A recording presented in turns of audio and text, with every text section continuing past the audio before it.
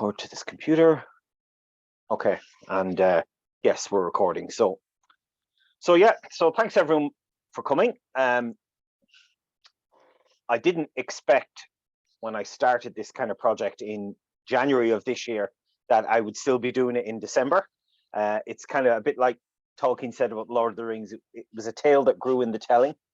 But for, just to reiterate, what I was trying to do, and I hadn't seen it being done before, was have a project that kind of captures, to some extent, because a lot of these projects are very different, but to give an idea to like a very high level first approximation of what a data science project looks like, at least in my experience. Now, it to a certain extent, I was trying to answer the question of how long is a piece of string.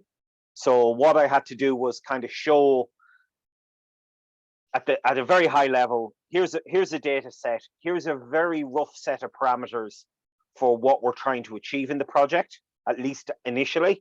How will that kind of track how that changes over time, and then kind of how you finish it. And that's kind of what I'm focusing on tonight. And I'm appreciating like workshop 8. I hilariously, like Douglas Adams' increasingly inaptly named trilogy on book 5. I kind of laughingly thought this was going to last 3 workshops, maybe 4. And by kind of workshop 3, I realized maybe it'd go to 6. But I'm definitely finishing it tonight. This is kind of the end one. I'm kind of what I'm going to focus on tonight is, I have no idea if it'll take the 2 hours. A lot of that will be largely up to you guys. And if you have any questions or whatever. But what I'm going to try and do tonight is essentially summarize the whole of the project at a very high level. I'm not really going to any details of the modeling or anything like that. And then, or any of the kind of the nitty gritty, or unless of course you guys have questions about it. But in terms of what I'm going to talk about, I'm going to try and keep it a fairly high level, and then kind of go through the various steps. And then at the end, kind of focus on presentation and kind of putting, how to tie a bow on the whole thing. And what I've done here is presented, I've kind of created, again, through our Markdown and all that, using the Reveal.js templating, which I use for all my talks, a very basic set of slides that I would use to maybe present the results of the project to someone, to this kind of fictitious set of stakeholders. And again, we've had to kind of make a couple of judgment calls on that. And to a certain extent, we've had to make some stuff up, because ultimately on this project, effectively the stakeholders are you guys, but the stakeholders are also not like mythic stakeholders, so to speak, or kind of makey-uppy, I should say, rather than mythic. But the benefit of that is we can kind of invent what those stakeholders are and kind of cut our cloth accordingly. Whereas in reality, the stakeholders have their own agenda and they tell you what they want. And then it's up to you to either deliver it or tell them that what they want can't be delivered. Or more realistically and more likely, well, there's 2 sets in situations where it's not possible. One is where their data just doesn't have any signal in it. And that's an important thing to learn, and try and learn that as quickly as possible. And I've been on projects where that is the case. And the message sometimes is not very well received because people just don't want to accept that what they want to learn is not in the data that you've given them. And there's all sorts of reasons for why that could be the case. And the other one is that what they want to achieve is possible, but they're not willing to generally spend the money, but quite often also the time to get to the answers they want to get, because they think it's going to be much cheaper than it actually is. And that's just kind of a stakeholder management thing. That's a people skills thing, to be honest, that I am not particularly good at. I'm okay. I'm better than most technical people are, being honest. But that is very much in, tallest dwarf territory there, where, it's not a particularly high bar to achieve to be better than most technical people. So so that's kind of where we're going to go on this. Now, for those of you who have been here before, is this anyone's first rodeo, by the way? Is there, if I'm pretty sure I recognize all the names in the chat just from previous ones. Is there anyone here who hasn't been at any of? Oh, okay. Hiya, Tom. Well, very welcome. Well, thanks for showing up in the final act. So hopefully this will be a pretty high level summary of what we did. all the work is on Git in the GitHub repo. Actually, let me just show you. I have the repo. Actually, you know, I'll just put it up here on GitHub. Let me just bring up GitHub for this. Cable in a row, PDS, soup to nuts. So all the materials for this project, including the Docker files to build the images and all that. And there's a make file in there that has a bunch of targets that pretty much does all the building for you. It's all there in that one if you're interested in this. And also all the videos are up on YouTube. And I now actually have a link to everything in the YouTube. I got an email off someone a couple of weeks ago asking for the materials. I've kind of linked to everything now on the YouTube channel. I'll put a link to this in. Actually, in fact, why don't I just do that right now and show people it? So if I go to youtube.com and Dublin, just YouTube and Dublin Data Science.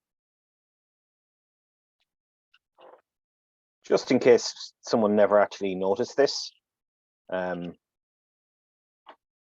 is a channel for, as I said, one of the benefits of COVID, or not COVID, of going online as a result of COVID, I should say, is that because we're now doing virtual talks, I've started recording them, especially since we switched over to Zoom. So a few of the talks are up there. The talk from last month, Lucia Cabrera's talk on NLPs there, but also there is a playlist. There's two playlists, one for the talks that we've done and one for the workshop. And next year, I'm going to do another workshop on customer lifetime value at the start of the year. I don't anticipate it'll take the whole year, but I'm also going to use it to teach Bayesian statistics. So I'm kind of going to combine two things in together, again, to try and get something a bit more realistic and solve real world problems and explain how Bayesian stats is so useful, because in the past, my Bayesian stuff has been a little bit too theoretical. You know, they will all be on this website. And again, like I said, I've linked to that. So by all means, if you're running catch up and you find any of this useful, Tom, please, by all means, and feel free to hit questions into the chat while I'm talking, or unmute if you want. There isn't that many of us here, but I'm going to try and do a fairly quick summary of what we did, so at least you'll have some sense of the overall project. And like I said, if you're interested in any more details, there's basically 7 two-hour videos. Just put them on double speed, or even if just look for certain things when I talk about. Oh, perfect. Okay, great stuff. So you found them already. Cool. All right. So, like I said, the idea of this project was a data science project from soup to nuts. It's an old English expression, meaning basically from start to finish. And as I mentioned, I wanted to kind of capture a real data science project. And the reason why I want to do that was because, and it tends to not be taught in a lot of the courses I've seen, is that most of your work is in the data munging and the data understanding and the data manipulation and discovering that you've made a mistake and gone back and fixing it, and trying to learn what's going on here and making sure that some of the things you find in the data aren't just artifacts of how you've produced it and all that kind of stuff, and figuring out what can be done with it. And then part of it as well is kind of dictating, trying to turn high level English language desirables, let's call it. I don't want to say it's a deliverable, but a desirable, like what do the people, the stakeholders of the project, what do they want? What are they looking for? And then but quite often they're not going to tell you exactly what they want, right? And they're certainly, unless you've got very, very technical people in charge, they're almost certainly not going to give you very clear technical goals for the project. It's going to be much more high level and much more hand wavy, like, tell us what's in our data, or can you tell us, who are, in this case, a retail, who are our best customers? But it could be a lot of other things. It could also be, why are they looking at this? Like, usually there is a business goal, and part of your job needs to be trying to translate those business goals into something concrete that you can answer with the data that they've provided. And sometimes the results of this project might be you haven't collected the data in a way that you need to collect it, and you need to make these changes. And the outcomes of your project could be a list of recommendations to improve their data collection process. And that that's one of those things where the value of something you're giving to them might not be actually perceived by them as being valuable.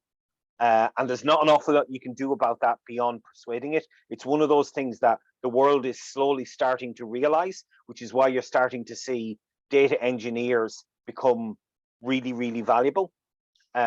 Because I think people have realized they've kind of hired a whole load of data science people and a whole load of analysts and a whole load of people to like do a whole load of magic stuff, to wave the magic data wand and create money.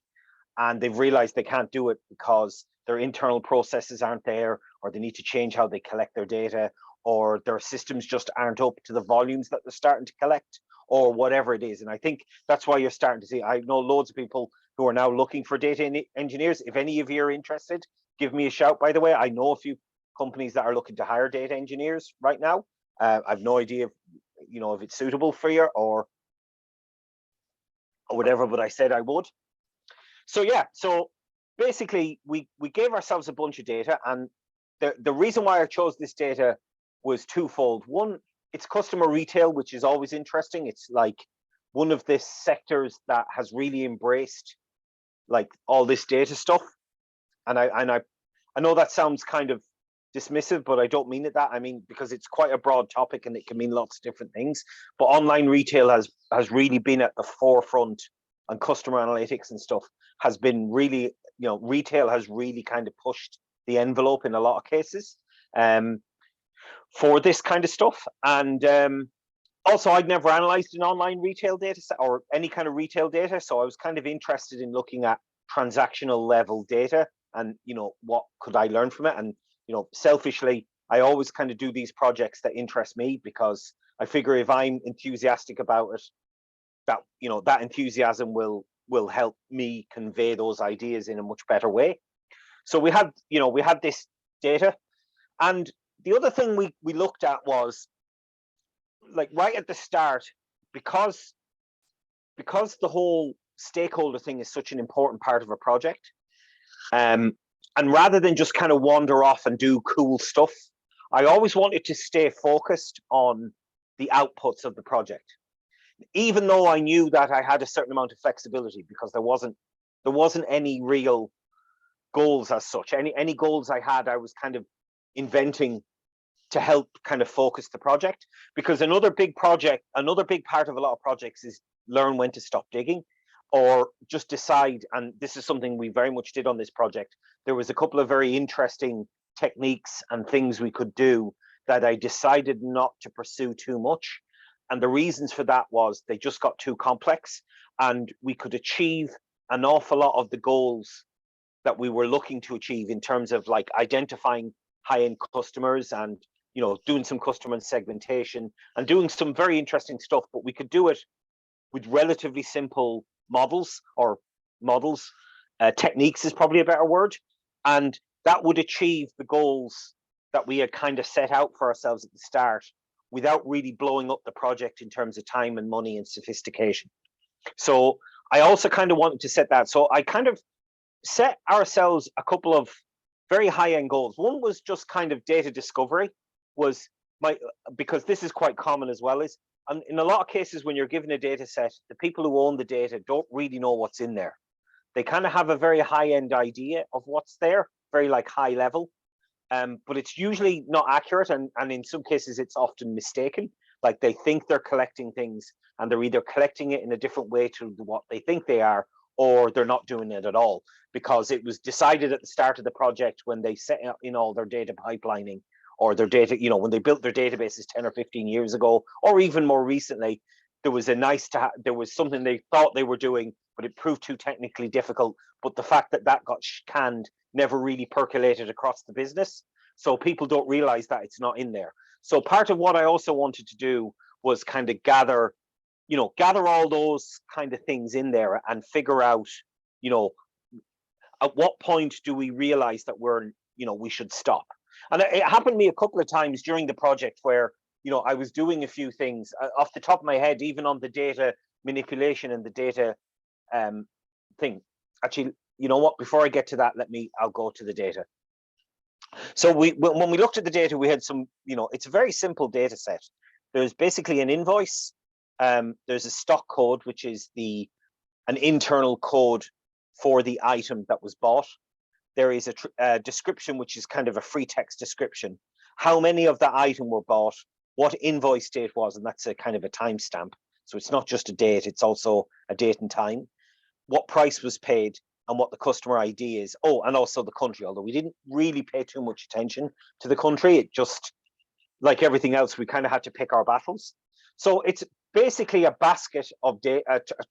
It's transactional data of a shopping basket. So you kind of have the customer, which is represented by the customer ID. You have the item that was bought, represented by a code and a free text description. You have how much and what price, and then the time it was bought at. So, you know, there's only, like I said, there's 8, 9, I don't know however many are, but there's not a lot of, you know, it's a relatively simple data set. We're not talking about, you know, thousands and thousands of columns here. We have 9 in this, and one of these is different, is this sheet, because the data is downloaded off the website. I got it off the UCI machine learning repository. All the links are in the worksheets. You can kind of see them there, and there's one of the workbooks actually downloads it from the URL directly. So it came in an Excel spreadsheet, and I put that in there because I didn't realize it was on 2 sheets, and I didn't actually, stupidly, I didn't open it in Excel. So I was working on it for a couple of weeks without, I should have actually just opened, if you can at all, when you get a data set, try and open it in its native format before you convert it to any other type. So if you get an Excel worksheet and it's like .xls or .xlsx or whatever, open it in Excel or some kind of spreadsheet program like LibreOffice or something, because you'll be amazed at what you miss. And, you know, what I'm trying to do with some of this stuff here is kind of teach you show you the mistakes I make, because you know, I'm constantly doing these things. So part of these a big part of this project is putting in self-correction steps so that you're always checking yourself and making sure, you know, look at the data a lot and ask questions like, does this make sense, or is this stupid? And, you know, simple things like how many rows are in the table, how many columns in the table, does that actually make sense? Like, and one of the things I didn't do, and the reason I noticed it was because I found I had about 500,000 rows, but when I looked on the website, it said there was about 1 million. I went, well, that doesn't look right. And that was when I realized I was only reading from one Excel sheet. So we have all this data in there. We did a whole bunch of kind of data cleaning, looking at, you know, different data types, and we encoded some extra ones in there. They're all in here before, looking at missing data, you know, doing a bunch of, all of this is templated code that I have, and then I kind of added my own excluded data. So you can see, you know, we have, you know, it's relatively strict. There's about 6,000 different products, I think, mentioned here in this. I can't remember, there's about 4,000 or 5,000 customers. These will become a little bit relevant later. How many items per transaction? You know, I'll put these on a log scale, because when you take it off a log scale, it doesn't really tell you anything. You get this big bar here at 0, and then, well, maybe I've it the long way around, depending on how you're looking at it. But basically, you have this big long tail, and you have to kind of put things into a log scale to actually get any information out of it. The problem is, and this is a key point I'm going to talk about today, is that log scales are not understood by people. Even today, with COVID-19 and all that, and because a lot of charts had to be done on exponential scale, or they don't really make any sense. People just don't understand them. It takes a while for people to get their head around log scales. But, you know, sometimes you just kind of need to look at them. So you can see here, like, the number of different items in the transactions, you know, has this big long tail, because you can see that on the log scale. The other thing that we kind of found was that there was this is a mixture of retail and wholesale. I think I removed a lot of the wholesale, because what I found was we had a bunch of very weird and very high value transactions that had no customer ID on them. I wasn't really sure what to do with them, and a lot of our things we were doing were very customer focused rather than stock focused. So as a result, a lot of the analysis, I just kind of removed anything where there was no customer ID for some of the analysis that we did, certainly for the customer focus that the second half of the project kind of focused on. I just kind of got rid of them completely and ignored them. But, you know, if we were going to do some kind of forecasting, like, you know, like total sales forecasting or some kind of segmented sales forecasting, then we would certainly want to include some kind of way of analyzing that, because it looks like they're actually a big chunk of the sales. But going on to the retail stuff, the return stuff, as I said, I made a mistake, and one of the well, not that I made a mistake, but one of the things I ended up kind of found myself going down a rabbit hole on and had to stop myself was basically the database has everything in it, including things like gift card sales and bank fees and commission to Amazon and a whole load of things. It looks like the data set goes from November 2019 to about the same period 2011, so about a 2-year window. And it was some kind of online store that also seemed to have a brick and mortar presence, because it didn't do sales like on Saturday or Sunday usually. And yeah, there was a weird there was only limited information that we could find about it. Although there have been a couple of academic papers written on this data set, and one of the things I always meant to do and never got around to doing was actually reading what was in there. Although it was very, very lightweight, that most of the papers didn't really talk about the data set too much. They gave very cursory stuff that we already kind of had, and then they talked about whatever methods they were doing. So like I said, by the way, I'm just going to keep blathering on. If any of you have any questions or any comments or anything like that, or anything in particular you would like me to address, particularly you, Tom, since you're the first person, you're the new boy here. If there's anything in particular you would like me to talk about, or if you have any questions, feel free to just pop them in the chat, and I'll address them whenever I can. And that same goes for everyone. So what happened with the returns was there is returns in there, and they're denoted by a negative quantity. They're not really flagged. There was a weird thing on the invoice ID. I think there was like an R or a C or something. There was some way in which they were flagged, but they didn't also have any link to the transaction that it was a return for. And that was a problem with the data quality. So that would be one of the things, for example, that you would flag, is that if you get a return and you're recording the return transaction into the database, you should also have some way of capturing the original invoice or invoices that product was returned from. Now, I kind of, like I said, I didn't want to ignore returns completely, because I've got now, even though I don't have any direct retail experience myself, I did a bit of reading around on this. And I do know, kind of from talking to people, that returns are a big part of a couple of companies, for example, that had very generous returns policies, which most online shops have. Returns can kill you, especially if you have a lot of them. And I have heard kind of anecdotally that quite a few kind of online retail stores with generous returns policies, it basically ate away most of their profitability, or at least a significant chunk of it. So you can't really ignore returns entirely. However, the flip side of that is that the returns aren't really particularly well captured. So trying to net out return, like some of the returns were kind of hanging. They were either for a customer that doesn't have a corresponding sale in the database, or the customer and the prices don't match. So I kind of went down trying to get a bit clever with the returns, so that I could look at like net returns, so I could net out the returns from the sales, so that when we were looking at sales, we just wanted to look at that. Because my thinking was, it's entirely possible you have customers who have very, very high levels of sales, but also have returned most of what they bought. So they'll look, if you ignore the returns completely, they might look like really valuable customers, but actually they may even be negative value customers, because you also have to account for the cost of shipping there and shipping back.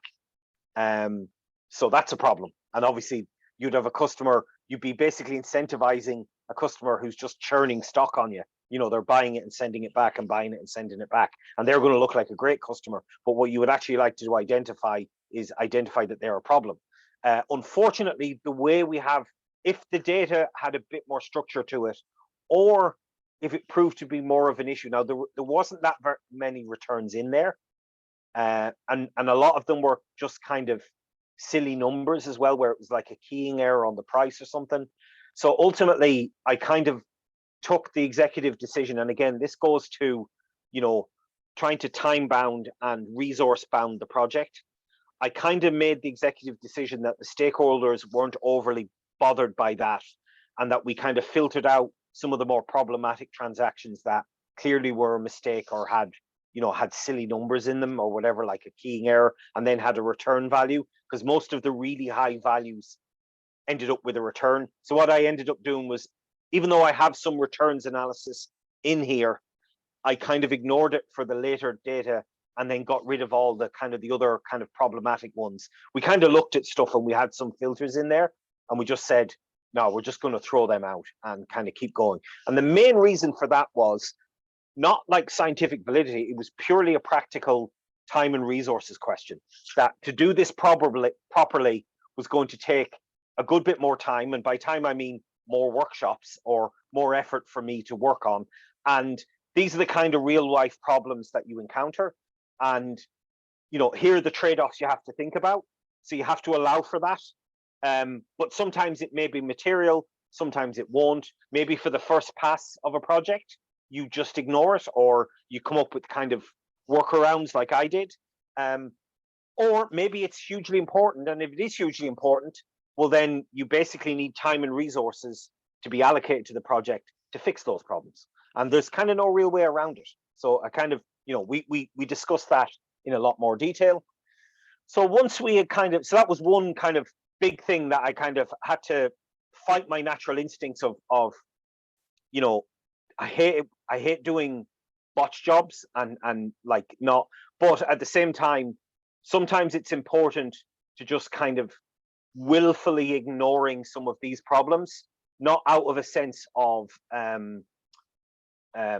convenience, more out of a sense of, we know there's a problem here, but we can't fight every fire, and we're going to pick our battles. And having looked at it, the returns weren't massively material that we can tell, at least for the purposes of what we're trying to do here. And kind of within the goals of the project is, what's in our data, what can it tell us, and can we identify good customers? Because the returns, like I said, were a relatively small proportion, we just decided to ignore it. So kind of that was the we spent the first kind of, and I've got stuff has appeared here on my screen that I just need to, that I don't think you guys can see, but is annoying me.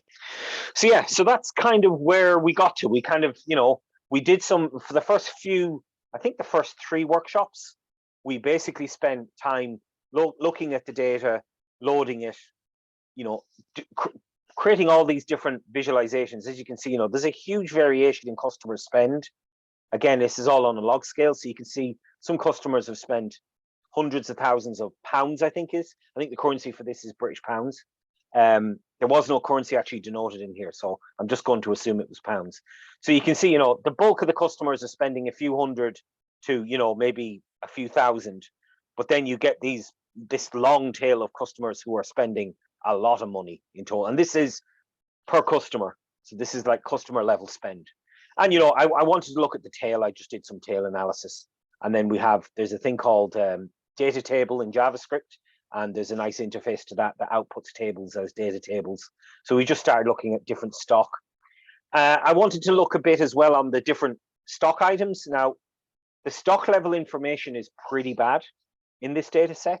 You basically have, and it only comes in transactions. So all we had was this single table of transactions. So everything else we kind of did, we kind of had to create from summaries of that.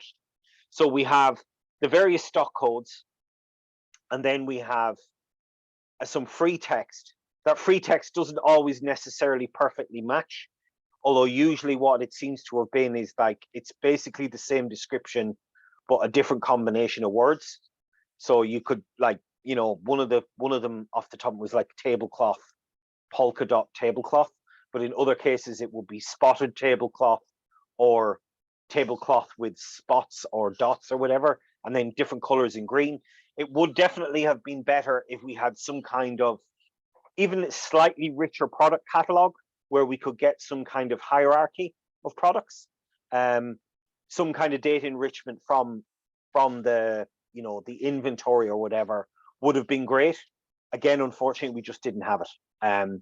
So that we weren't really able to, everything we kind of learned about the products, we kind of inferred from the transactional data set with a little bit of, I did some very, very simple NLP on the data sets, and I'll get to that a little bit later. So yeah, so we were kind of just looking around, trying to get a sense of what is in there, what can we learn about it. Ideally, if you were kind of working on this project, if you hopefully wouldn't be coming in completely cold, you would have a certain amount of domain knowledge about the problem you're solving. If not, prioritizing getting that domain knowledge, like talking to stakeholders, asking them lots of questions, showing them stuff and seeing, does it make sense? Try and come up with very simple visualizations like these kinds of things. Like here's a histogram of the customer spend. It looks like you've got a relatively small number of customers that are spending 100 grand or more. Is that right? And generally what you'll find is stakeholders will have relatively high level knowledge of this. In some cases they don't, though. Like I've told those anecdotes. I won't bore you by repeating them, but I have found, like, when talked about in certain ways that to me would be very obvious, because I'm coming in completely cold, I have actually told some people I've been working with or for things about their business that they didn't realize, because you can just see it in the data and they don't know it. And then when they sometimes they actually, in one very famous case, they didn't believe us. They wandered off and checked it themselves and then came back and went, oh yeah, you were right. So that was, but it's because you're looking at things a different way. And this, to me, that's a very valuable thing, because you're giving them insights that they didn't have into their own business, which to me is a very big positive. Sorry, because I'm talking pretty much nonstop for 2 hours, I'm going to constantly kind of lubricate my throat. So like I said, I've been pretty much going nonstop now for over half an hour. We will take a break, by the way. I'm not going to go for 2 hours straight. Typically, I take a break around the hour mark, plus or minus 10 or 15 minutes, depending on the topic. If there's a very natural stop for the 10 minutes, I will take it. I won't take it just yet, though, because I do want to kind of talk a bit more kind of at the high level. But before I go on, does anyone have any questions about what we've done so far, or any comments, or is there anything you would like me, especially people who haven't been here very much, or missed a bunch of these, is there anything in particular you would like me to talk about in terms of the data, or even things to talk about? Oh, tail analysis. Yeah, so basically it's about it's extreme value theory. So it's basically when you're dealing with a long tail, what I was trying to do here is just to see how well does the tail of the data, by the long tail I mean like the really extreme values, so in here like the really extreme customer spends, how well does it fit what's called a Pareto distribution, or Pareto.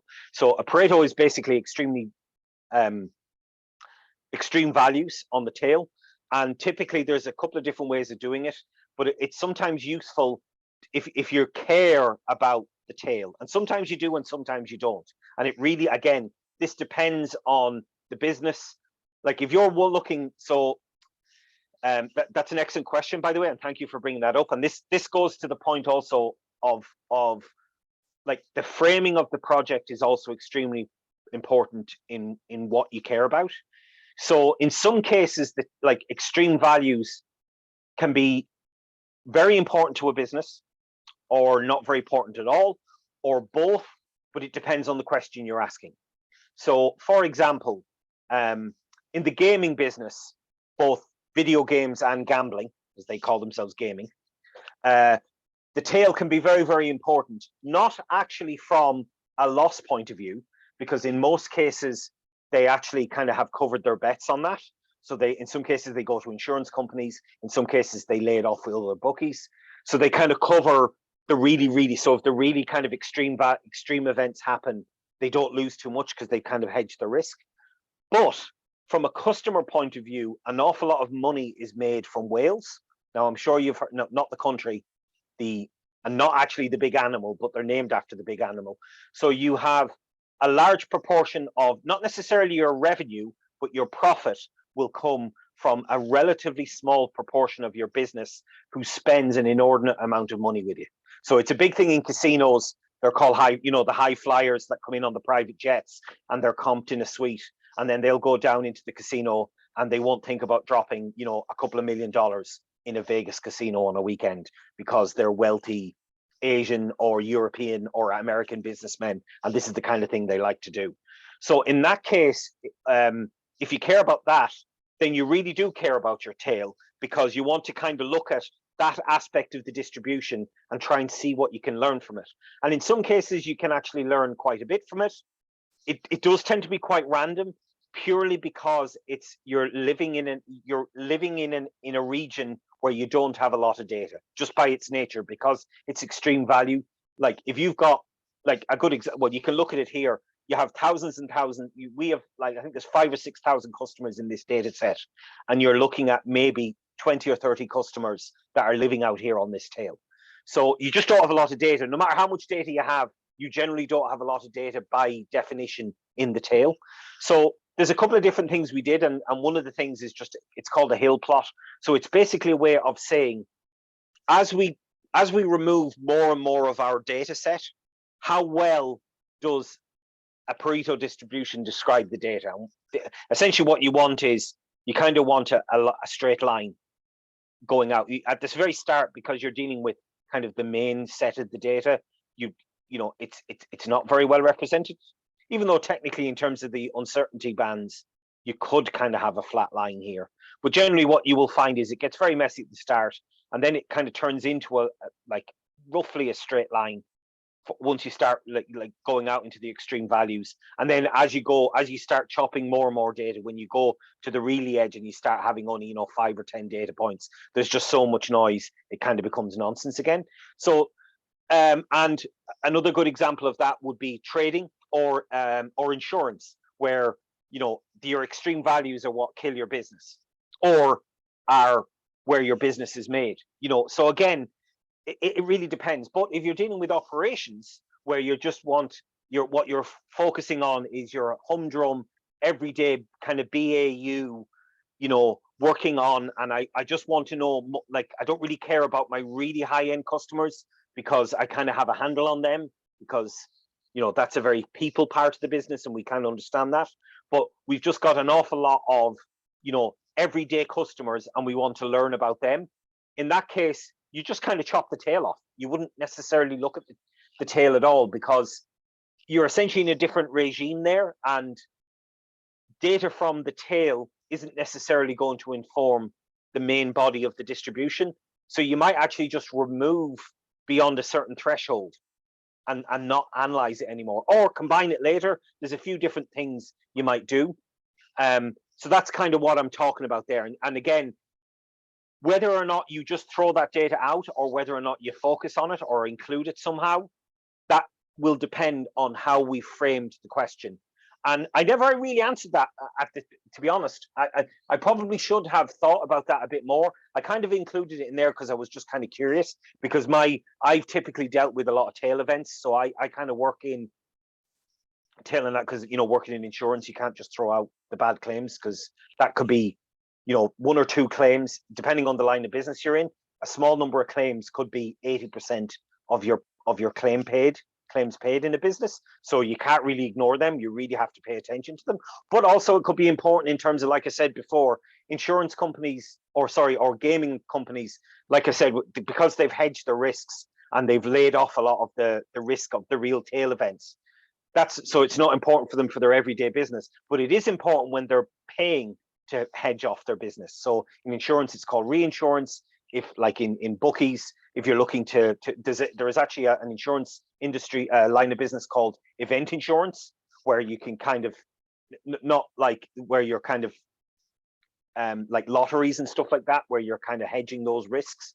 When you're buying the protection for that, then that analysis is important. So therefore you would focus on it. So like I said, I appreciate this is like, a 10-minute answer to a very simple question, but that's kind of where, where the focus would be, and what would cause you to look at. And I didn't spend a huge amount of time on the tail here, because I mainly wanted to, in my head, I had this kind of mythical, I say it again, this imaginary kind of stakeholder who was some kind of middle-aged manager who had heard this data stuff was very useful, wanted to spend a bit of time and effort on learning what was in there, and was interested to learn what could be done.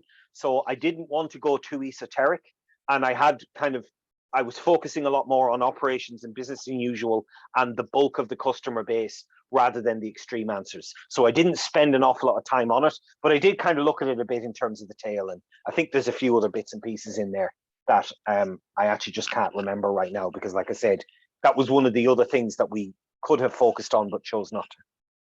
I hope that answers your question. So I don't want to drag you too off topic. Can you recommend any books on the project management stakeholder? That is a good question. On project management, so anything to do with project management or stakeholder management, to be honest, that's a problem of tech and business/human interface. So anything that deals with coding or development and dealing with people is pretty similar there. Off the top of my head, there's a really famous book called The Mythical Man Month, which talks about that. There's also The Professional Programmer, I think, or The Pragmatic Programmer, I think. I have a couple on my shelf. I'll take a quick look during the break. There's also one that my colleague always recommends called Managing Humans, which is very good as well. It's not a direct, because obviously you also have to deal with explaining uncertainty and stuff like that. How to Lie with Statistics by Darrell Huff. The Professional. There's a book by Christopher Chatfield called Statistics: A Practitioner's Guide, which also deals with the explaining of uncertainty and is a very kind of good thing. But there's nothing really being mentioned on that, and that's I mean, it's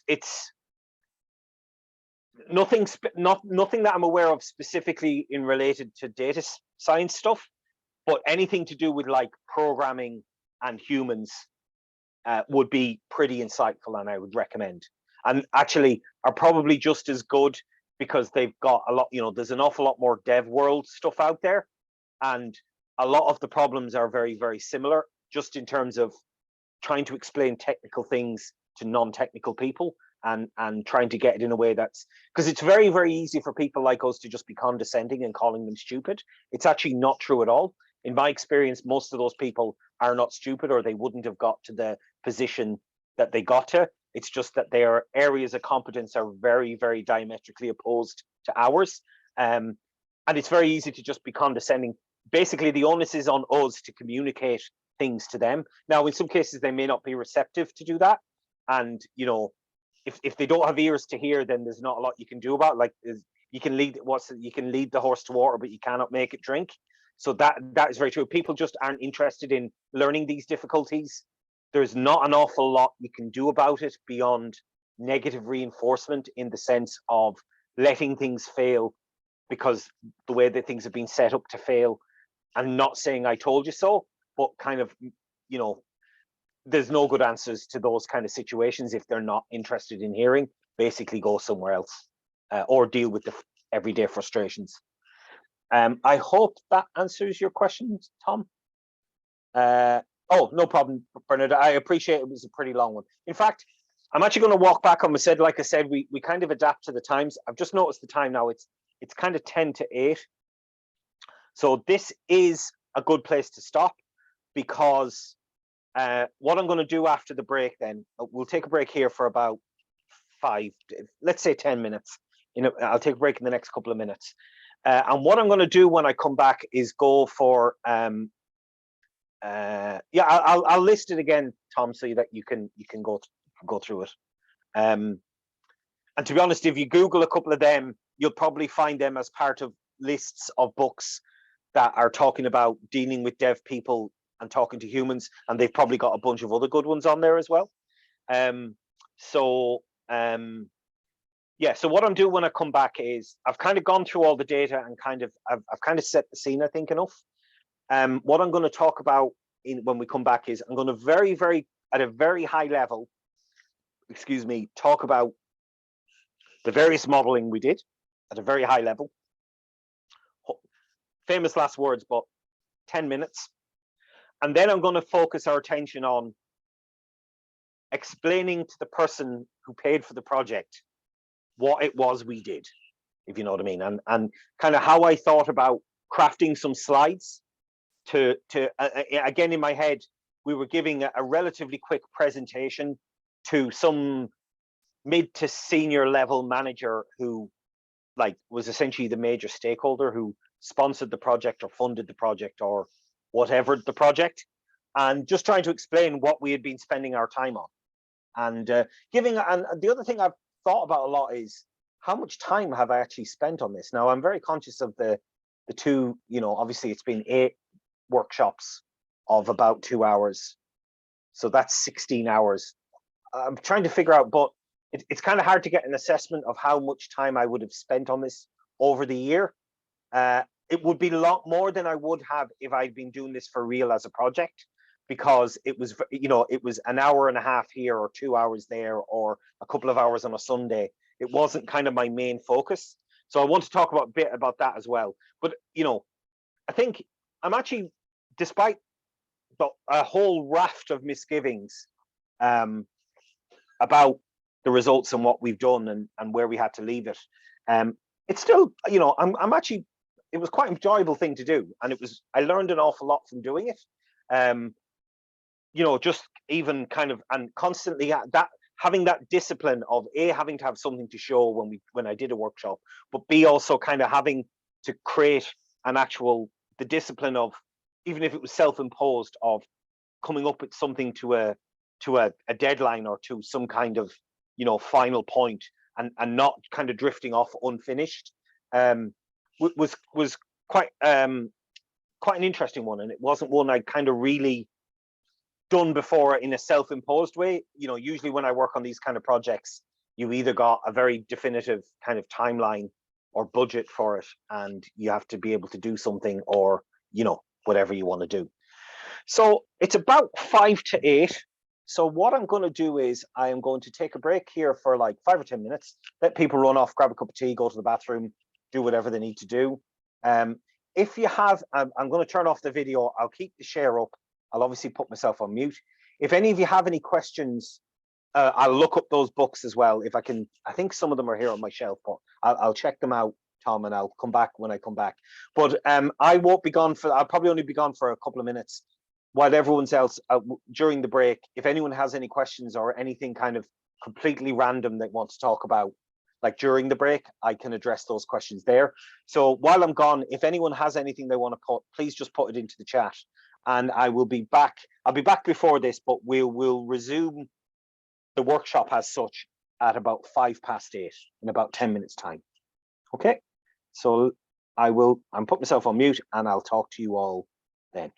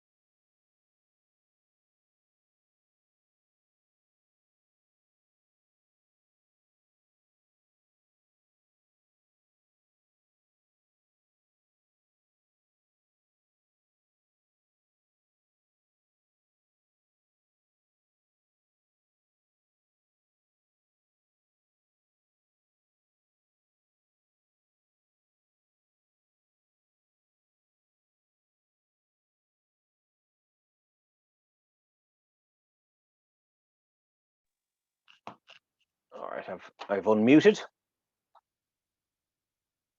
But like I said, I'll give it another 4 or 5 minutes. So if anyone, I'm back. If anyone has any questions about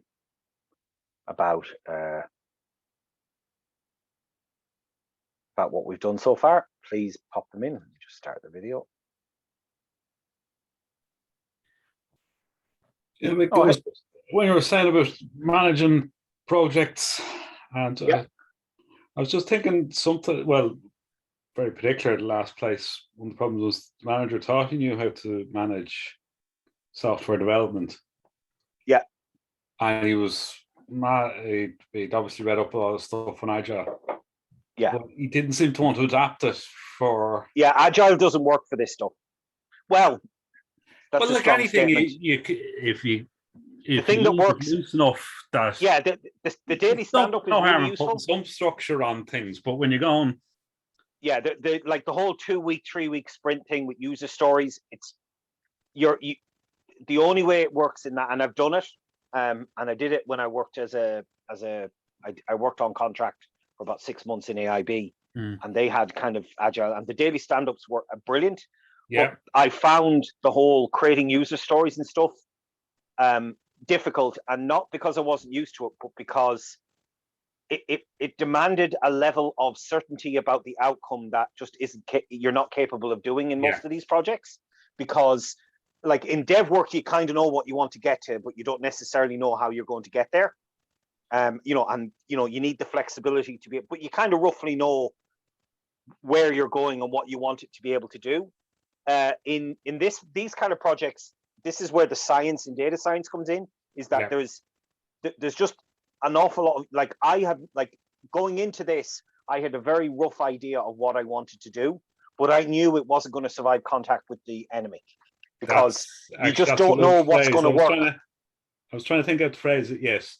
And it's sort of one of those things I probably didn't even realize I just felt project was going wrong. It's only afterwards I realized that a lot of it was like that, not trying to plan more than 1 or 2 steps ahead. But I mean, you kind of have to. If you look at something or the data doesn't make sense, and the thing was, it was a small enough business. Yeah, sometimes you just, like I said, the data might not be there to do what you want to do with it. So therefore, your project then becomes either twofold. You can do one of 2 things in that situation. One is you can just abandon the whole thing and say, look, it's pointless. Or 2, which to me, depending, is probably more useful, because you've already started, so you've some money spent, so you may as well spend a little bit more to get something out of it, which is figuring out what you need to fix going forward to start collecting the data. Like, is it possible, or is what you're trying to do just not feasible? But kind of getting a good answer to that question should then become, like, I would massively reduce the timeline of the project. So, we're only going to need another week or 2 to answer these questions, and then get some answers around those kind of issues, and then finish it. But the way I was trying to organize it was go, all right, we have the code written, but we know the data, small business, there wasn't going to be enough data to give a good answer to whether this model is successful or not straight away. But if we leave it, put a reminder in 3 months or 6 months, and I could do the calculation enough to say how much data we needed, but then go, well, that means to get value from this, we have to sort of go find another project to keep us busy and then go back to it. But that's not, if you're being quite rigid about how you manage things. That won't work. Like I said, I mean, rigidity for this. I feel that's a reasonable enough way to organize stuff, but you have to be reasonably flexible about how you. Otherwise you get no value from anything, because you never actually. So my focus on all these things always is to de-risk things as much as possible, and you do that by making things very, very short, and you give yourself short deadline, short timelines, and then go, no go, kind of checkpointing to say, is this working? Are we making progress? Are we confident we can, are we on track, or have we discovered? Because sometimes it might be doable, it just is going to take longer, or maybe it's not. I mean, and people say this, like, it does work in reverse. I have seen something that I have had projects that I thought were actually going to be quite complicated to do, and I wasn't sure how much we could achieve. Like in one recently earlier this year that I thought we were going to, we had like a 20-day, it was going to take about 20 days. We had kind of in the budget between 15 and 20. We kind of set 15, but 20 was kind of at the upper limit. And basically we were, not only had I, the problem just proved to be easier than I thought it would. We could solve it in a much simpler way, kind of like what I did on this project. We don't need the fancy thing we thought we did. We can actually come up with a relatively useful approach that's not particularly complicated to implement. And not only did we were supposed to kind of do a POC, and I basically had essentially a prototype API up and running by the end of the 15 days. Yeah. Because we could, you know, everything was just much quicker and much less work than we thought it was going to be. But we didn't really learn that until 4 or 5 days in. And I didn't actually think I'd have the whole thing done until after about 7 or 8 days, when I realized actually I may as well just do all of this because we've got the days for it. Yeah. We kind of got to where we were after 3 or 4 or 5 days. We had kind of got a working thing up and running, and the rest of it was just incremental improvements and then building out the API and interfacing with the external guys who were building like the websites and all the other stuff. And you know, and that happens too. Yeah, and it can work both ways. Well, I've always found, and I've learned not to worry about it, is that you show me a problem and I'll always think of a complicated way of doing it. But I've learned just keep working on that, but just every once in a while stop and go, is there an easier way? And normally, you know, sometimes it takes me a while to go and then go, you know, hit the forehead and go, as I've gotten older, one of the things I've really learned is that when you become getting more skillful or gaining expertise in something, and a great example of this is professional sports people, is just doing the simple things really well and making the relatively simple things that are actually hard to do in practice and making it look simple to do, if that makes sense. So it kind of goes in a full circle. You know, there's a lot of simple things that should be simple to do, and in practice most people can't do them. But if you can do those simple things very, very well, then that's a sign of, like, basic competence puts you ahead of the curve is the aphorism I always have for this. You know. Yes. Roisin, did you have a question? I saw you unmuted there and went back on mute just before we start back. No, do you know what, Mick? I'll probably be better off going back and looking at all the videos. I was just thinking, like, obviously this type of modeling is like transferable to like any sort of, you know, any sort of data.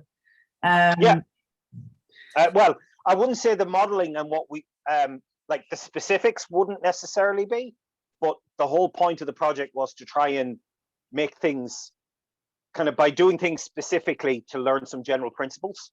If that's what, because I find like on a more philosophical thing, if you keep things too general, it's too hard to learn anything from it.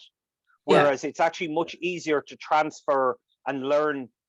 It's easier to learn general principles from a very specific thing, and it's from the specific thing that you learn you can kind of then the human brain, and certainly my brain is, as I'm looking at something very specific, I can go, oh, hang on, I'm actually starting to see parallels to these other things over here. And I can apply a lot of these principles. Obviously, I have to apply them differently because it's a different situation, but the general principles are the same. In this particular set of data, like with regard to the, you know, to the tail end of it, or to when I'm looking at the histogram there, when I see 100,000 customer spend, and you were talking about the data there, that's like you were saying that the data becomes a little bit more, what was the word you used? Sparse. Like in this specific set of data, did you realize where you could, like, I know you were talking about like reinsurance and, you know, reducing that sort of outlay on data. But like how with this particular set of data, what did you come up with to, you know, maybe reduce that sort of sparse data in that particular area, if you know where I'm coming from? I mean, I avoided the question entirely, Roisin, by not really focusing too much on the extreme end of things. If I didn't have that luxury though, and if there was something like, for example, if we had defined the project scope where we want to know as much as we can about our most valuable customers in terms of our high spending customers. Like I said, your problem there is because you're out at the extreme end, you might only have, let's just say for the sake of argument, you have 5,000 customers in your database and we're talking about 20 of them, right? So you've only got 20 customers to try and learn some general things from. That's very difficult to do, which is why extreme value theory is quite a niche area. Basically, there's a couple of things you can do. I'd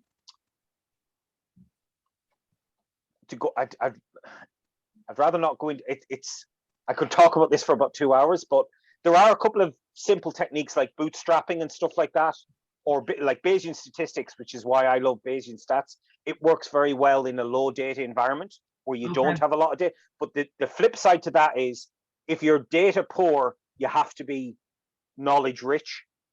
Yeah. So you basically have to make up for the fact that you don't have a lot of data to work with by bringing in a lot of domain knowledge and prior assumptions and things like that to try and tease out as much as you possibly can.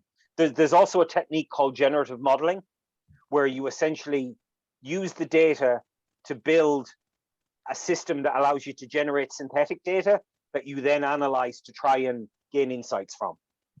So there are a bunch of things you can do, but they're a bit more kind of advanced. They're certainly intermediate to advanced topics, if you know what I mean. Okay. But you're not dead in the water by any means. There are things you can do. There is a bunch of work that has been done in to try and kind of tackle that problem. I suspect also in this situation, you might end up with sort of almost multiple models where you go, here's our small customers, and we model them all together. But here's our big customers, and we actually look at them specifically on their own because there's enough. And that has been a technique we've done in the past as well, where you essentially have, I don't want to call it a mixture model because that means something else, but you essentially have a couple of different models for different customer segments. Because typically, and that's probably worthwhile doing, because typically the different customer segments will behave differently. So it doesn't really make sense to try and create one catch-all model that kind of does everything. You're actually better off splitting your problem, because ultimately they are different problems, and you're asking the questions differently, and you're answering them in different ways. Yeah, because you'd imagine the situation that the business itself would split that way. A great example is casinos. To go back to my casino analogy, like the high rollers who come in and drop. Don't think of it like my wife lives quite close to Atlantic City. Well, her family does, I should say. And we were back there in September. We actually didn't go. Her dad likes to play poker and stuff. So usually we go to one of the casinos in Atlantic City for, an hour or two. And I always find them fascinating. But like you walk around and, most of the revenue for casinos is made off slot machines. And it's people putting in, 5 cents. They go around with the big buckets, or it's all electronic now in some of them. But there's also an area of slot machines where the tokens are something like $50 or $100 a unit. So where it's 5 cents for me, it's $100 in this VIP section over there. That they're just treated very differently. And like you said, there's almost it's like a different. I wouldn't even say there's a different like data model. There's actually a completely different business model within the same organization. So you just kind of treat them differently is kind of the short answer. But I'm noticing the time, so it's 8:15, so I'm going to move on. But again, Roisin, if you want to hang around towards the end, I'll happily talk about that a bit longer. I don't really want to do it during the meet up here. That's perfect. That's brilliant. Thank you so much. The short answer though is there is a bunch of things you can do, but they're not simple things. They're a bit more technically sophisticated. and you have to be a bit careful in how you use them and how you interpret them as a result. Thank you so much. No problem. All right, so here, I'll just pop you on mute there, Neil. All right, so we're back. So basically, for the final kind of half hour, because I'll try and end up around 8:45. That gives a bit of time for questions and whatever. And again, like I said, I am keeping an eye on the chat. Tom, I haven't forgotten about your list as well. Just ping me before we leave, and I'll go through a list of names I can think of off the top of my head.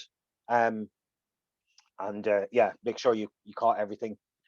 Some of them aren't necessarily directly relevant either, but I found them kind of useful again from the point of view, even though they're talking about an area over here, there is some kind of generically useful principles to be applied.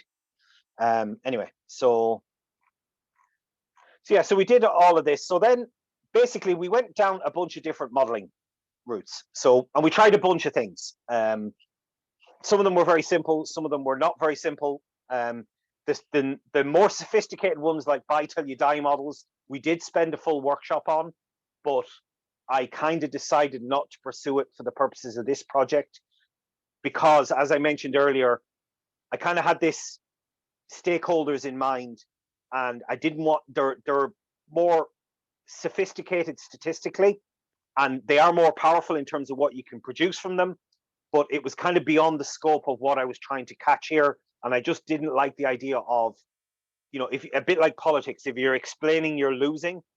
And I just didn't want to go that route. It was just going to export. However, on the flip side of that is that's all that stuff that I didn't do for here, I'm going to build a workshop on next year, because I think it's actually quite an interesting topic, which has some technical issues with it as well that also need to be discussed. So we kind of went down. So the main two things we kind of focused on, and there was more done, but focusing on the main two things were for the actual analysis of the transactions. We used what were called association rules, which is kind of the most natural thing to look at. So what an association rules do is, they're also called like basket analysis. When people talk about basket analysis, they'll also kind of do this. And it was kind of one of the first kind of uses of data and modeling in retail.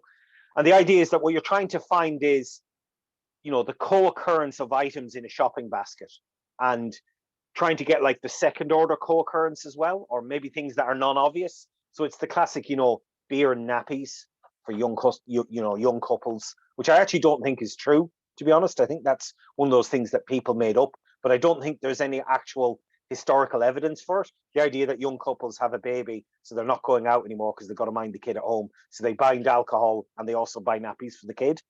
So those kind of things that you might not necessarily, from first principles, these combinations that you wouldn't necessarily think of, kind of the data revealed them, and then you can always fit a narrative later, regardless of how fair or true that narrative is.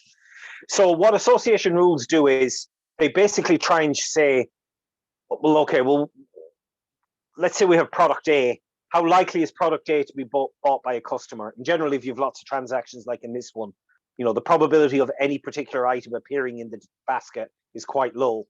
But what happens is the probability goes up massively if another product appears, and that's called a lift. So it's a kind of a directional rule where the presence of product B has an effect on the likelihood of product A appearing, and vice versa. The product A will have an effect on the likelihood of product B appearing. Now, that doesn't have to be a symmetric relationship, and typically isn't. In some cases it is, in some cases it isn't. And what you're trying to do is you're using what's called association rule mining. You mine out all these rules. Now, there was a bunch of different ways we could do it. What that does naturally in terms of using it, and that's one of the things there's actually some nice kind of tools that you can build, which I will show you before the end of the product. Not that you can build them, but some of them come out of the box. And in some cases, it might be worth actually, loading up. Shiny is brilliant for this in R, but I think there's some equivalent stuff in Python. Building some really simple interactive tools for the stakeholders to play with is massively invaluable, even if it's not very useful.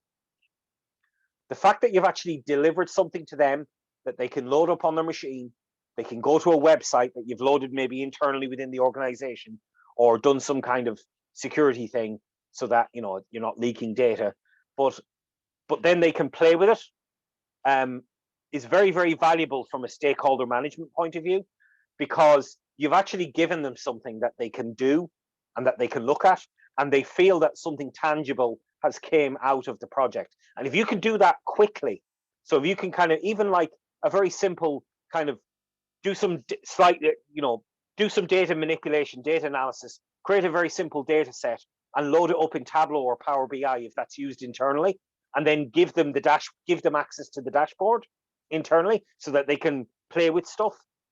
You'd be amazed at how effective that can be at winning over the non-technical stakeholders, even if it's not very useful. In fact, some cases it actually doesn't have to be very useful at all. Just make sure it's kind of pretty.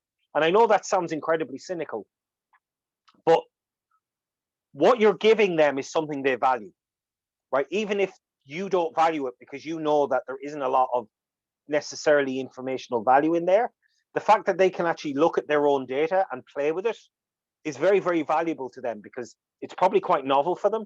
And it's a relatively simple way of getting on board, because, and this is something to never underestimate, is you've also delivered something concrete, even if it wasn't, especially if it wasn't necessarily asked for, right? And they may not be, because, there's a big reputation for data science projects not delivering and causing problems and spending a lot of money and never getting any tangible results, all that kind of stuff. By just creating a simple, interactive dashboard of the data where they can slice and create summaries and stuff, very easy to do these days in Power BI or Tableau, or create something in Shiny or Superset. There's a whole load of those tools out there. And, you can do it relatively quickly. You can deliver it to them, presuming that there is some kind of internal infrastructure to do that. And that means they might never use it, or they might play with it for half an hour and forget about it. But in their heads as well, you've actually achieved something and you've done something. And that, perception management as well, is quite important. And that's exactly, you're, as someone, Raphael pointed in the comment, you've shown that you can do something quickly. So you're helping manage and develop trust, that they know that you're not basically trying to just run away and spoof and vaporware and all that kind of stuff. Because, I mean, that might happen later. You might not be able to deliver something on the project that they don't want, and that will be completely beyond your control, because, like I said, what they want from the data is not in the data. So therefore, you can't produce magic. So doing that kind of thing is very, very important. So and the reason why I brought this up is in association rules there's a package called A Rules Viz, which allows you to visualize association rules. And there's a little Shiny app, and I'll show it before the end. So if you could spin that up based on their data and deliver it to them, and maybe do a quick tutorial so that they know what they're at, and just they can start looking at stuff. And if they're technically engaged, they will actually play with it. So try and make sure, that it's, now there is the flip side to that, is that they might think it's professionally produced, robust software, and this thing won't be that, and it will fall over regularly.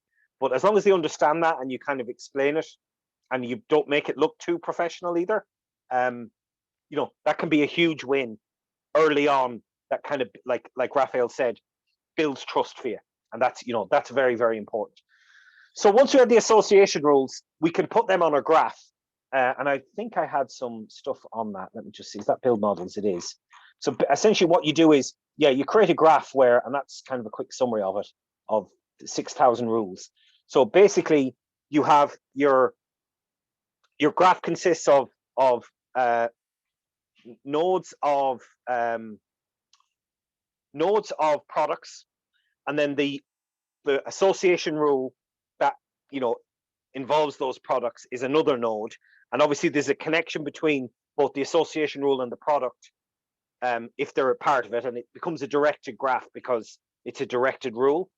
And then I had a big graph, and then to try and kind of cluster products together, I did some graph clustering, and I created basically a set of, I can't remember how many I did. I think we got 10 or 11 different graphs, different clusters. And depending on different graph, it's like community detection. Thank you for that, Raphael. Yeah, he's put some of the books I mentioned earlier. There's a couple more, but I will get to that later. And so I had to look at, and obviously depending on how you cluster, there was a few different decisions. What I was trying to do was come up with a clustering routine that split the I didn't want, 5 clusters with, in total, 4 of which had like 3 products in them, and then everything else in another big super cluster. I didn't want that either. But at the same time, there's no point in trying to artificially have clusters of equal size, because that doesn't make sense either. Generally, in clustering algorithms, you'll have a small number of relatively large clusters and then a bunch of smaller clusters. So I wanted some kind of natural fit for some definition of natural.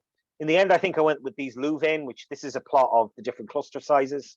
So these are the cluster IDs and how many different products are in each one. And that became my natural clustering, product clustering. And that was done entirely data driven. It wasn't based on, anything, because we didn't have any product data. I just created those clusters, and I think I ended up with like 11. I can't quite remember. It's all in there. And again, I'm trying to keep this at a relatively high level. The second thing we went on to, and I'll go through this quickly because I'm conscious of the time. We wanted to look at the customers. So again, we tried a bunch of different ones, but there was a nice package called RFM, and RFM is kind of RFM modeling in customer management. It's recency, frequency, and monetary. So you have these 3 concepts of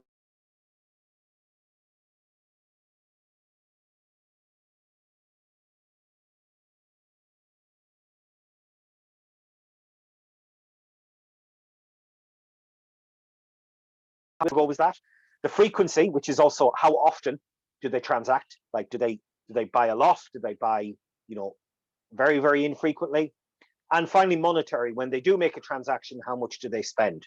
And the RFM model is really, really simple. In fact, it's probably too simple, but it's good enough for what we're trying to do. It basically has how long since the last transaction in terms of weeks, and that's your score. How long, the total count of transactions that you've made as a customer, that's your measure of frequency. And then how much have you spent? That's your monetary value.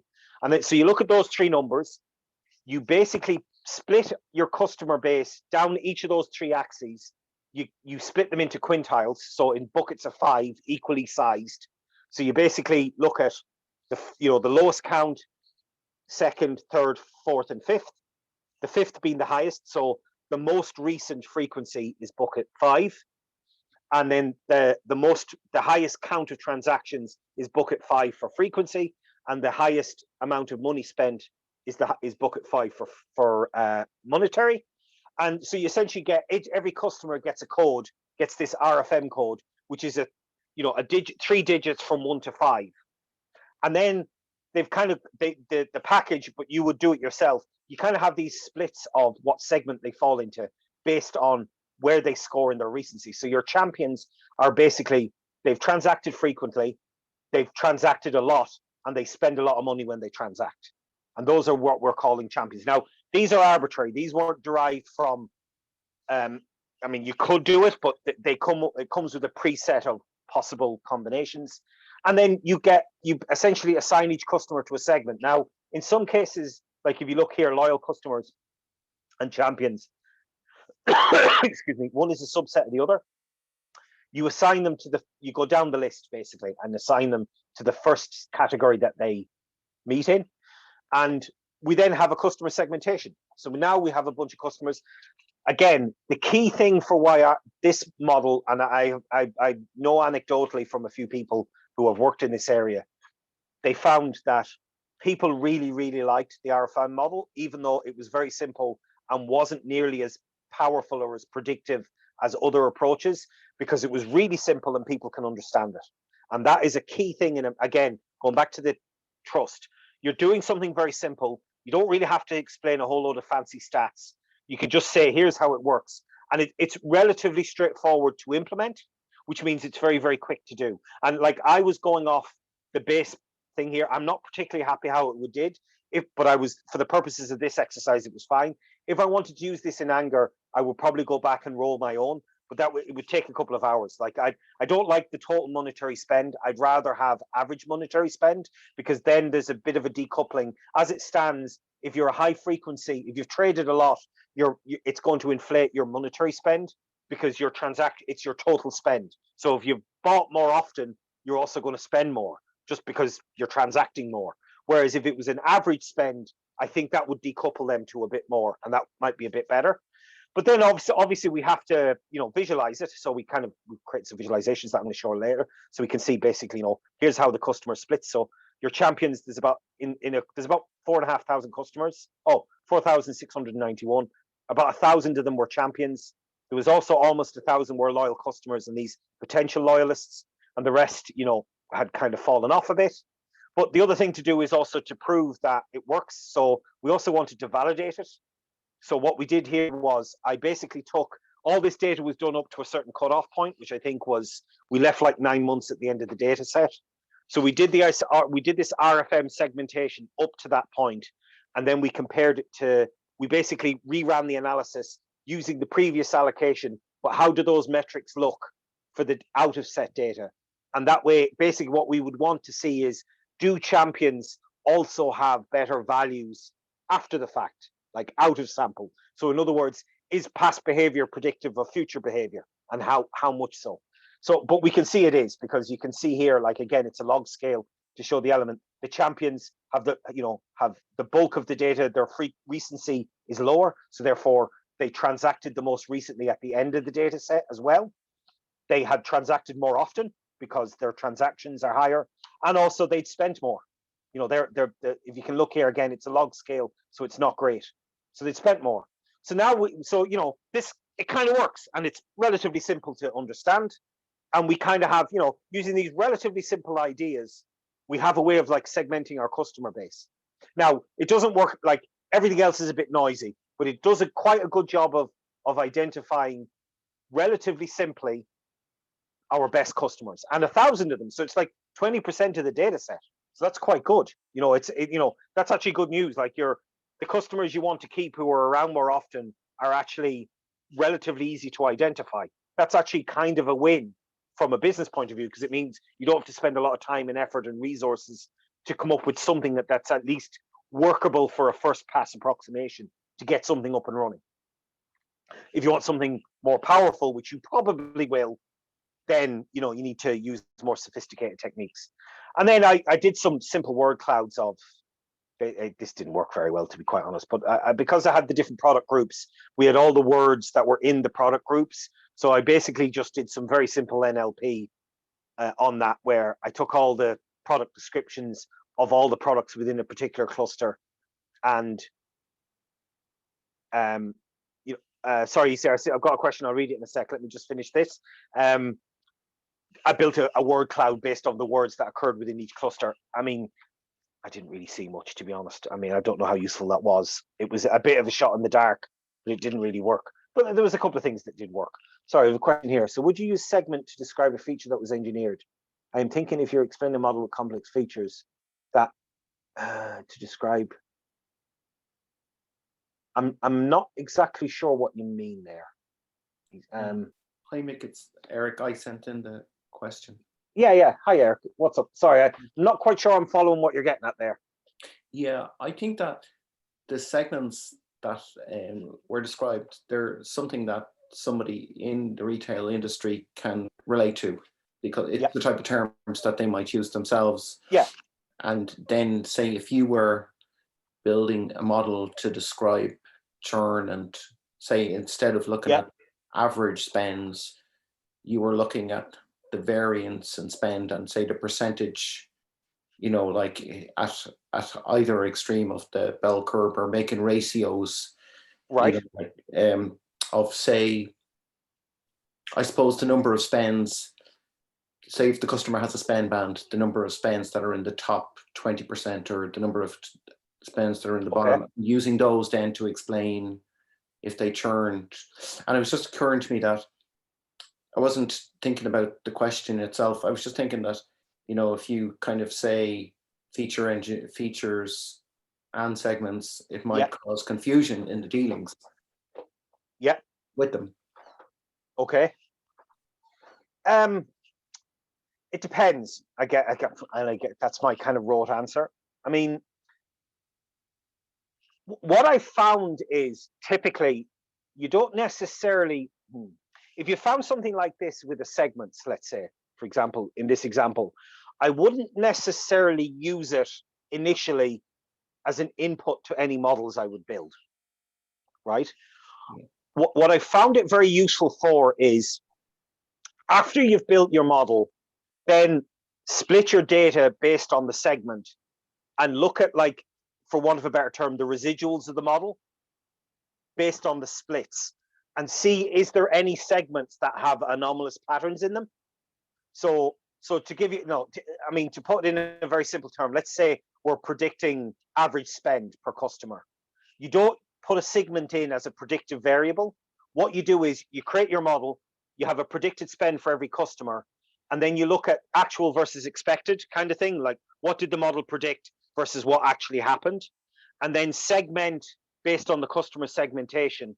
And that way you can use things like this to identify problematic areas in your model where your model isn't capturing data. Does that make sense? Yes, it does. Yeah, yeah. Whereas, when you put it in directly into the model, often it doesn't work very well for various reasons, because maybe it's capturing other things.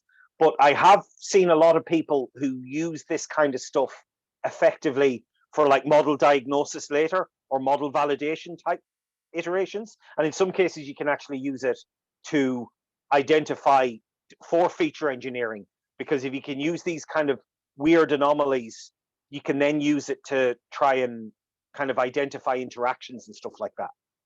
And that can be useful for your model iteration process. Does that? Yeah. I'm not sure I've answered your question there, though.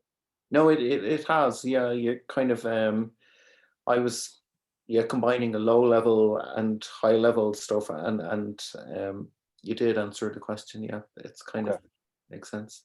Thank you. That's no problem at all. All right, so we kind of have that, and then finally, the last thing I wanted to do was we kind of have, for every customer, we have a segment for the customer, and that's a disjoint thing. So every customer has one and only one segment they're put into. And then we also have a product kind of clustering where we have the different products and what cluster they're part of. So it just occurred to me is, how about we put the two together? Can we kind of, now that we've identified champions, are there types of, what kind of products do champions buy?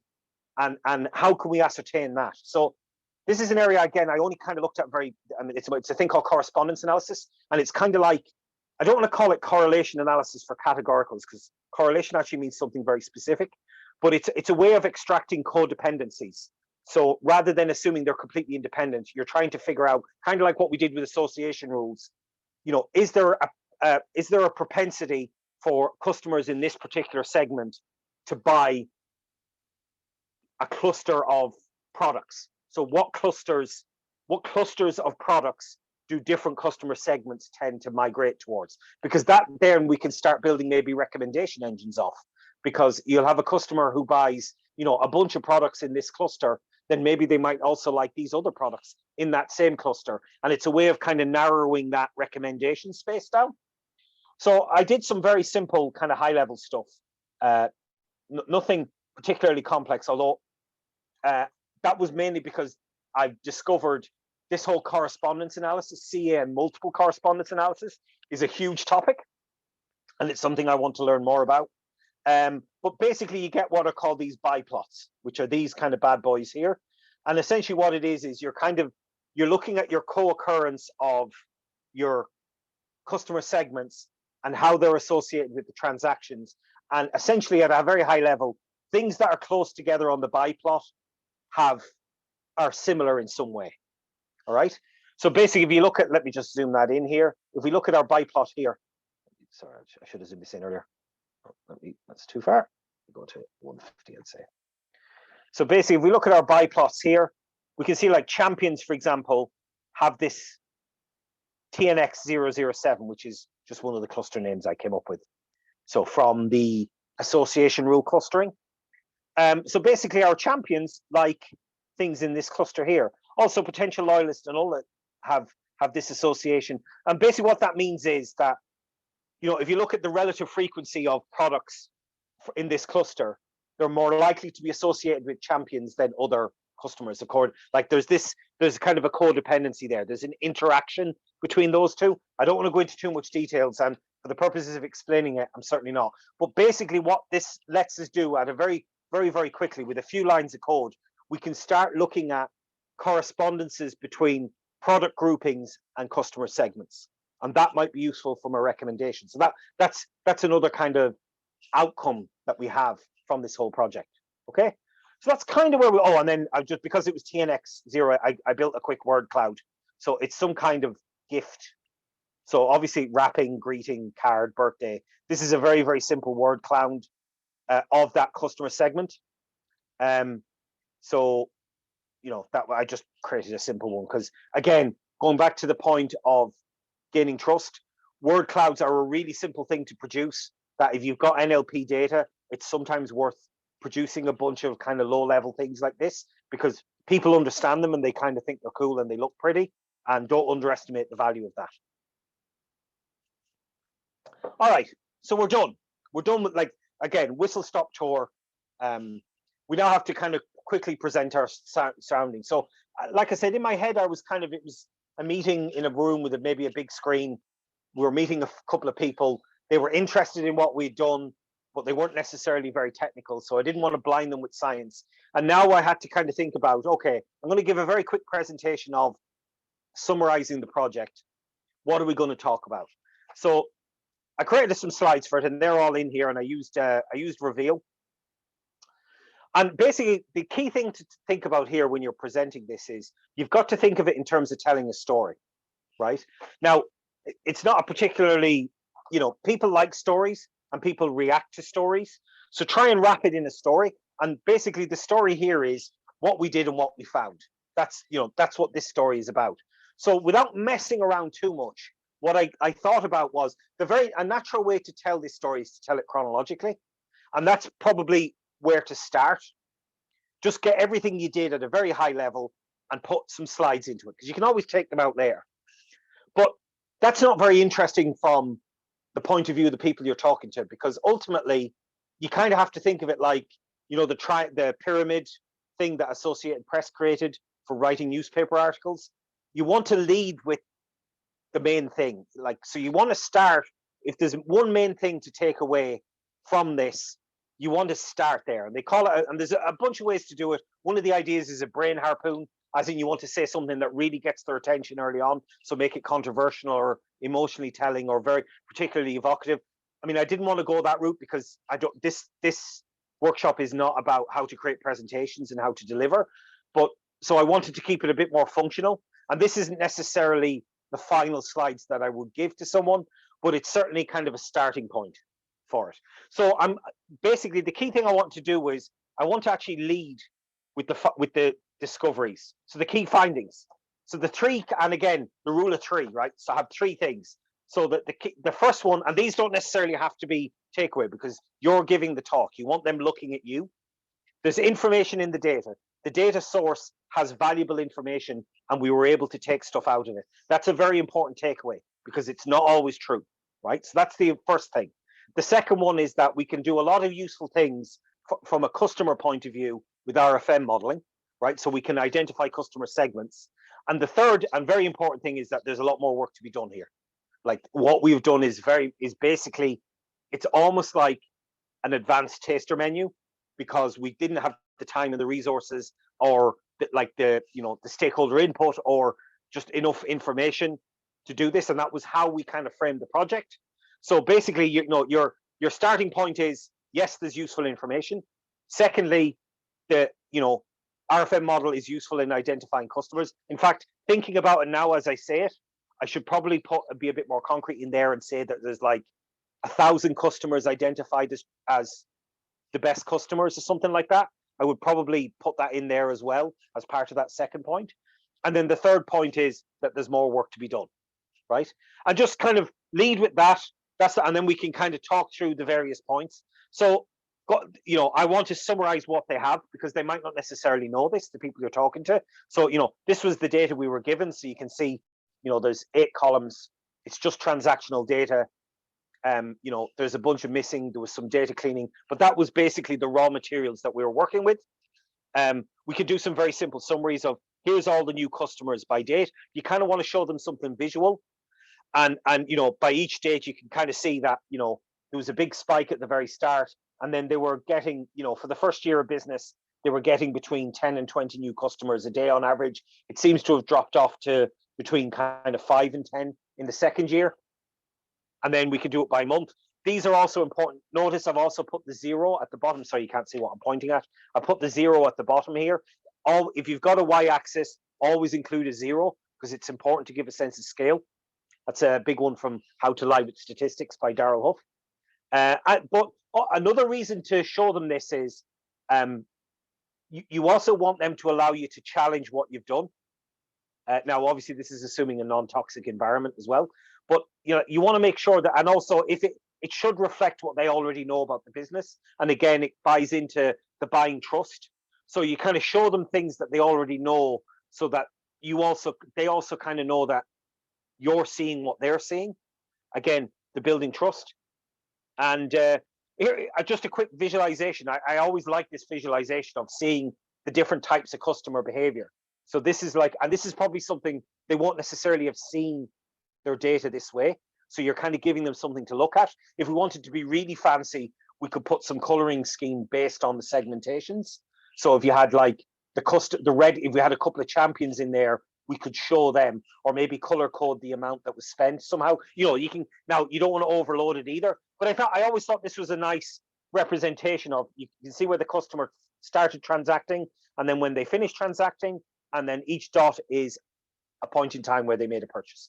Okay, and that's basically just showing them their data and showing it back to them. Then we talk about customer segmentation, because that's the thing they care about. We're not, even though we did it towards the end, we're leading with it first. So these are different, segments that we have developed based on the RFM modeling. You can see that they have over 1,000 champions, which are the one that we've kind of identified as being the most important. We can show the validation. Now, this, as you can see, I kind of did 2 plots here. This is just showing the segments to show that these are the champions, right? Because you can see they're transacting the most recently of all the groups. And actually, they're the ones who have the big spends as well. You can see that there from this one. And also you can see they're also the ones who do all the big transaction counts. So you're kind of validating, you're showing here with a bit of validation that you haven't just randomly identified, 1,100 customers or whatever it is, randomly. You're kind of showing why they're better than everyone else. Now, just to give it again, it's a bit, again, you're dealing with non-technical people, but I've put in some log scales there because there's not a lot of information in this, but I still wanted to put it out there because this shows the extreme behavior of the main segment here. So you kind of have you have a 2 for here. You're showing the linear one that's more easy to understand, but isn't quite as useful. And now you're plotting things on a log scale because it's such skewed data. Okay. Now, again, you may have to cut your cloth accordingly. For some technical people, for some people, even though you can try to explain it, this might just, going for linear versus log scales might just cause more trouble. It might be more trouble than it's worth. You might have to kind of test that out. But if you've got common kind of back and forward with people, that'll probably play out. Then we talked a bit about the product clusters. I didn't even bother explaining association rules or any of that stuff. But we have, we have a bunch of different products. Here's the different cluster counts. And then I'm talking a bit about the buy plot, because I'm not really going to, like I said, you don't explain it, but you just say, product segments and product clusters that are close together are have a relationship to one another. Kind of, there seems to be some kind of signal in that noise. So essentially, for champions, we have TNX01, and then I just showed the word cloud because it might be, and again, it's kind of cynically pretty. And then just talk about what else needs to be done. So some issues in this project, we didn't have much stakeholder input because there was no one we could talk to. We kind of had to invent stuff. So that caused a lot of problems. The sales returns wasn't analyzed properly. I'm highlighting that here because we didn't have the data product, and also that the product data lacks depth. So that I'm kind of highlighting some data issues or problems as well. And then finally, what else can we work on? Well, the RFM models are simplistic, and initial exploration showed that vital UDI models give us more kind of statistical power to produce more sophisticated models. So that's definitely something we should explore. And also I did some very, very basic clustering. There's definitely more work that can be done with that in terms of figuring out what to do. And that's it. Like, nice, simple, short, but you also have all the worksheets to back it all up. So nice, short, snappy, lead with the results that you want to talk about, and, you know, and then just kind of talk about what you've done to show that you haven't just been, you know, spinning pens on your desk and randomly hitting keys on your keyboard for however long it took. I've given a bunch of thought about how long I would have, this to me would be a few weeks of work to me. But you know, I'm relatively experienced. So I'm very used to kind of working in this kind of uncertainty. Probably 2 to 3 weeks of solid sitting down, but I also did it because it was fun. I mean, maybe if I'd been under a bit more time pressure, I might not have spent as long as Buy Till You Die, because I kind of discovered pretty quickly that it was going to be a bit of work to do, but I kind of pursued it for longer than I may have if I was under the gun of, you know, time pressure to get results and whatever. But I also kind of wanted to illustrate it there because A, it was interesting and I said I would, but also I kind of wanted to do just enough to show that it was just too complex for this project. But yeah, that's it. That's pretty much kind of the project finished. And then at this point, it would be probably go or no go, or you get yelled at, or it's not what I wanted at all, or this is great. You know, how long do you think it would take to do some more analysis? Or, you know, it would be great if we could do some, you know, more sophisticated stuff. Sorry, let me just show you as well on this. Let me show you the Shiny app I mentioned while I'm talking. But that's pretty much it. I mean, that's kind of where we got to. That's a kind of a very quick. Now, obviously, that isn't the talk I would give. You would be a bit more engaging and try and talk a bit more and maybe field questions and whatever. But, you know, that's kind of the structure I would start with, at least. Now, maybe you would probably want to tailor it a bit more depending on who you were talking to. Maybe have some more colorful visualizations. But, you know, simple is good, and kind of explaining the points that you're making is great. And let me just, I think it's build models.